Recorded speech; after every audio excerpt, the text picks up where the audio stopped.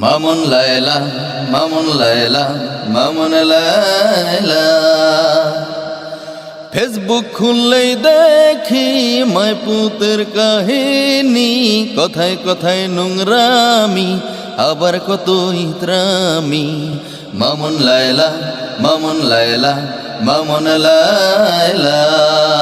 মামুনের বালপাক নামি লিং হয় ভাইরাল জানি, 50 বছরের লায়লা শোনায় যে কত বাণী। মামুন লায়লা মামুন লায়লা মামুন লায়লা।